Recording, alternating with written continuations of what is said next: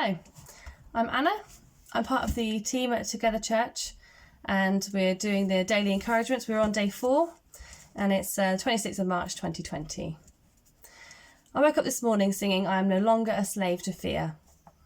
And I was thinking about how if we can really get hold of that life-changing truth, then our whole lives would be different.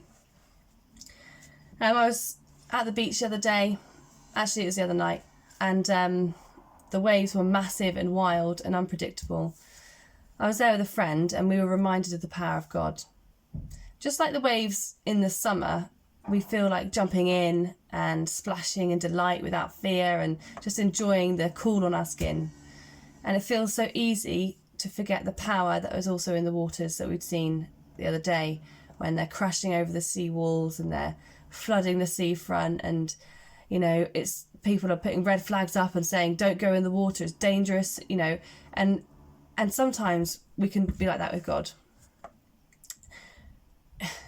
So he's our, we know Jesus is our friend, and we know the Holy Spirit as our comforter, and God is our Father. And I think that we can forget the power that is in God. With this power, with an acknowledgement of this power, we can ask Jesus to take our fears away. Just like when he was in the boat with the disciples in Luke 8:23.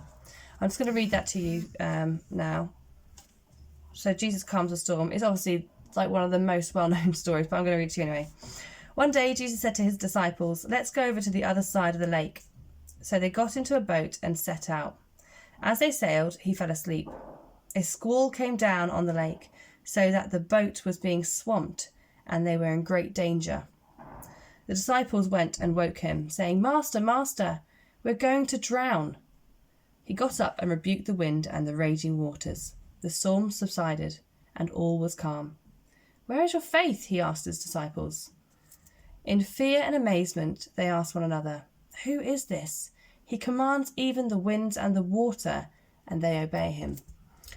We were just thinking, like, when we were watching the waves, we're like, that must have been incredible for it to be such a rate. I mean, a squall is a major storm. It's not just like it was rocking a bit and they were getting a bit nervous. They actually thought their lives were in danger. They thought they were going to drown, and that was it. And for him to just say, rebuke the waves, stop, calm down, whatever it was that he said, and for it to just stop, it must have been just mind-blowing. I don't know how they would have even managed to carry on with the rest of their day.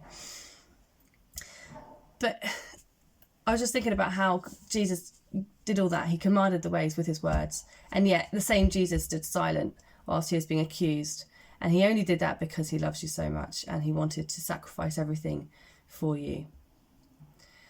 So I just wanted to encourage you that Jesus has the power over nature. God has the power over nature. The Holy Spirit has power over nature. And the fear of the storm can totally overwhelm us at times. And currently there are a lot of people who are feeling overwhelmed and fearful of the coronavirus. We're the disciples in the boat. Let's ask Jesus to calm the storm. Spiritually, globally, physically, just in every way. He will do it because he is our faithful Father. Thanks for watching, everybody. I encourage you also to go outside for your daily exercise. The sun is shining and it is glorious out there. Thanks.